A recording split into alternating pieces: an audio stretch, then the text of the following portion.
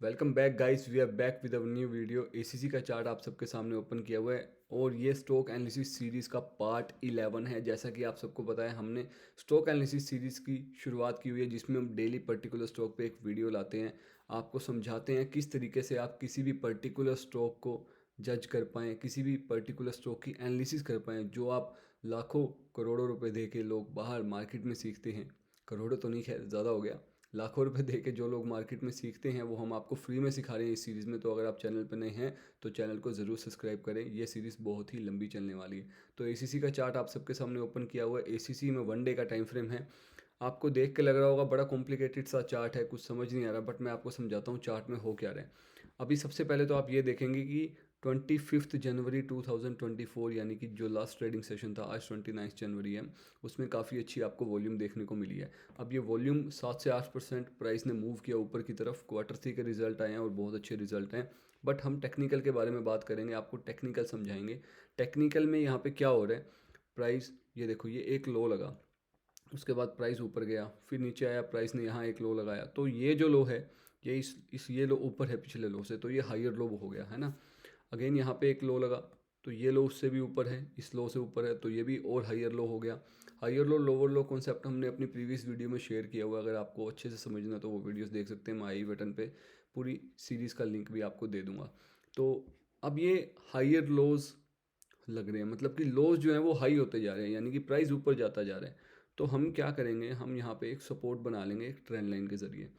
ठीक है, अब ये देखो, यहाँ पे एसीसी ने एक सपोर्ट बना लिया, क्योंकि दो या दो से ज़्यादा पॉइंट्स जहाँ टच हो जाते हैं, वहाँ हम सपोर्ट रेजिस्टेंस वहाँ ड्रॉ कर सकते हैं, लास्ट भी है। अगर हम ऊपर देखें तो ये जो हाइज़ हैं ये नीचे आ रहे हैं, माने कि यानी कि लोअर हाइज़ बन रहे हैं, यहाँ पे लोअर हाइज़ बन रहे हैं। नीचे हमने देखा था लोज हाई हो रहे हैं, यानी कि हाइयर लोज बन रहे हैं। ऊपर हमने देखा कि हाइज लो हो रहे हैं, नीचे की तरफ आ रहे हैं हाइज, यानी कि लोअर हाइज बन रहे हैं। तो यहाँ पे भी हम एक चैनल बना देंगे लोअर हाइज को देखते हुए। अगर हम देखें तो इस लोअर हाइज को भी देखते हुए हमने एक चैनल बना दिया। अब यहाँ पे क्या हुआ है, अगर आप ध्यान से देखेंगे, 1 डे के टाइम फ्रेम पे हमने बनाया, ये पूरा 2023 कवर हो गया और 2002 भी हमने तकरीबन तकरीबन सितंबर से कवर कर लिया। ठीक है, ये देखो सितंबर से। तो अब यहाँ पे क्या हुआ है, यहाँ पे ये हुआ फ्रेंड्स कि प्राइस ने एक एरिया था, एक हम बोल सकते हैं कि एक रेजिस्टेंस का एरिया था, प्राइस ने ब्रेक किया था यहाँ पे 2 जनवरी को। ठीक है, 2 जनवरी को प्राइस ने यहाँ पे एक रेजिस्टेंस का एरिया ब्रेक किया था। उसके बाद क्या किया, उसके बाद प्राइस ने इस रेजिस्टेंस को रीटेस्ट किया और क्वार्टर के रिजल्ट आए, और यहाँ पे बहुत अच्छी वॉल्यूम से यहाँ पे प्राइस ने इसका ब्रेकआउट भी दे दिया। अब रेजिस्टेंस और सपोर्ट ना बड़े ही एक किसी भी स्टॉक में अगर एक रेजिस्टेंस आपको देखने को मिल रहा है या एक सपोर्ट आपको देखने को मिल रहा है, तो अगर आपने उसको एक मार्क किया हुआ ना, तो वो बड़े इंपॉर्टेंट एरियाज होते हैं और मार्केट उसी तरीके से ही मूव करती है। मैं आपको एक छोटी सी चीज़ समझाता हूँ। आप कोई भी एक एग्जांपल ले लो कि मान लीजिए रिलायंस 2000 से 1800 की रेंज में चल रहा है, और ये पिछले एक साल से चल रहा है। एसबीआई में भी ऐसा हुआ था, आपको एग्जाम्पल दिखाई देता हूँ मैं आपको ये चीज़ क्यों समझा रहा हूँ, आपको वो चीज़ समझ आएगी। एसबीआई का हम ब्रॉडर चार्ट लेते हैं। फॉर एग्जांपल मैंने 1 मंथ का एसबीआई का चार्ट ले लिया। सपोर्ट और रेजिस्टेंस समझना बड़ा इजी है, अगर आपने वो समझ लिया। ये देखो यहाँ क्या हो रहा था, ये 1 मंथ का चार्ट है 2014 से, मार्च 2014 से, और यहाँ पे देखेंगे फरवरी 2021, तकरीबन तकरीबन 7 साल, 7 साल से भी, 7 साल ही पूरे, 7 साल प्राइस एक रेंज में था एसबीआई का, 7 ईयर्स गाइस। यहाँ से वो 150 से, और 150 से प्राइस 320 की रेंज में था। तो प्राइस 150 से जाता 300 की रेंज में, फिर वापस 150 के आसपास आ जाता, फिर 300 की रेंज में, फिर 150 के आसपास। तो प्राइस ने ये जो एरिया था ये 2021 में आके ब्रेक किया था, आफ्टर कोविड के बाद जो बुल रन शुरू हुआ था। तो ऐसे ही सपोर्ट और रेजिस्टेंस एक बहुत ही एक साइकोलॉजिकल एरिया ये कहलाते हैं। साइकोलॉजिकल एरिया का मतलब ये हुआ कि आप, मैं और हमारे जैसे हज़ारों लाखों लोग इन सपोर्ट और रेजिस्टेंस को देख के ही ट्रेड करते हैं। इस तरीके से ये साइकोलॉजिकली काम करते हैं, क्योंकि हम जो ट्रेडिंग करते हैं, हम लोगों की साइकोलॉजी को रीड करके करते हैं। अब हमने ये रेजिस्टेंस और सपोर्ट बनाया है, हम लोगों की साइकोलॉजी को रीड कर रहे हैं। इसका मतलब ये है कि हम ये रीड कर रहे हैं कि जो हमने सपोर्ट रेजिस्टेंस बनाए, ये काफ़ी लोगों ने सपोर्ट रेजिस्टेंस बनाए होंगे और लोग इसी को देख के ट्रेड करेंगे। हम उसी साइकोलॉजी को फॉलो करके ये ट्रेड कर रहे हैं। ये प्रोबेबिलिटी का बिजनेस है, इसमें 100% कुछ भी नहीं होता। आज आपने बाई किया और वो कल बूम करे, ऐसा नहीं होता 100%।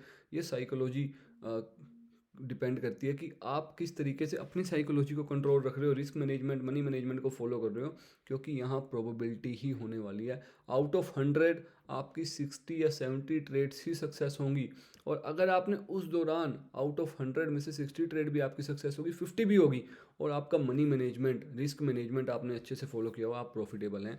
सो इस तरीके से आप सपोर्ट रेजिस्टेंस को इस तरीके से रिस्पेक्ट देते हैं लोग, कि वो भी एक तरीके से किसी ना किसी की साइकोलॉजी को ही फॉलो कर रहे हैं। हम मार्केट की साइकोलॉजी को फॉलो कर रहे हैं, लोगों की साइकोलॉजी को फॉलो करके ट्रेड कर रहे हैं कि लोगों के माइंड में क्या चल रहा है। लोगों के माइंड में ये चल रहा है कि ये रेजिस्टेंस टूटेगा तो प्राइस ऊपर जाएगा, ये रेजिस्टेंस बनेगा। ये लोग ही तो हैं जो यहाँ पे बाय कर रहे हैं, है ना, इंस्टीट्यूशन ही तो है। तो साइकोलॉजी को देख के हमने ट्रेड करना है। तो जब भी रजिस्टेंस या सपोर्ट ब्रेक होता है तो प्राइस एक आइदर साइड मूवमेंट करता है, बट हमने आंख बंद करके नहीं करना। जैसे कि मैंने बताया, ये प्रोबेबिलिटी का बिजनेस है, स्टॉप लॉसेस लगा कर, रिस्क मैनेजमेंट, मनी मैनेजमेंट करके। तो यहाँ क्या हुआ, 1 2, यहाँ 2 टच के बाद 3 टच, यानी कि बहुत अच्छा रजिस्टेंस बन गया। लेकिन 3 या 4 बार के बाद अगर हम देखेंगे तो कोई भी स्टॉक हो, एक अच्छा मूवमेंट जो है ब्रेकआउट की तरफ या ब्रेकडाउन की तरफ दे देता है। तो 4th टच जब यहाँ पे हुआ, प्राइस ने एक 3rd के बाद वापस थोड़ा सा रिवर्सल लिया, उसके बाद प्राइस ने यहाँ ब्रेक किया। लेकिन हमें कभी भी ब्रेक होते ही हमें कभी भी बाई या सेल नहीं करना होता, क्योंकि मैं अपनी प्रीवियस वीडियो में बताता हूँ आपको, एक पैटर्न का वेट करना है, एक रीटेस्ट का वेट करना है, या एक वहाँ पे कंसोलिडेशन हो काफ़ी टाइम, उस तरीके से।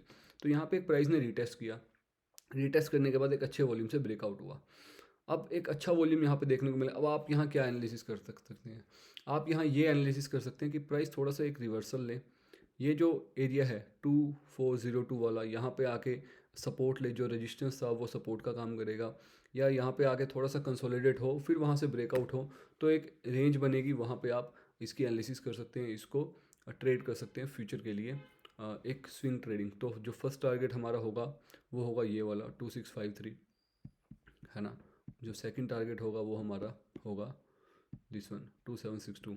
तो इस हाई तक इसकी जाने की पूरी प्रोबेबिलिटी है। तो इस तरीके से हमने एसीसी को एनालिसिस किया। अगर आपको वीडियो अच्छी लगी हो तो इसको ज़रूर लाइक करें, चैनल को ज़रूर सब्सक्राइब करें, अगर आप नए हैं तो बेल आइकन को ज़रूर दबाएं, सो दैट आप कोई भी वीडियो मिस ना कर पाएँ। So and once again, this is educational purpose video, we are not a SEBI register. हम कोई भी फाइनेंशियल एडवाइस आपको नहीं देते हैं। आपका पैसा है, आपको ध्यान से उसको ट्रेड करना है, क्योंकि आपका मेहनत का पैसा है। So thank you my dear friend, God bless you, wish you get success in trading, follow stock trading easy, subscribe the channel for more such updates. Thank you so much.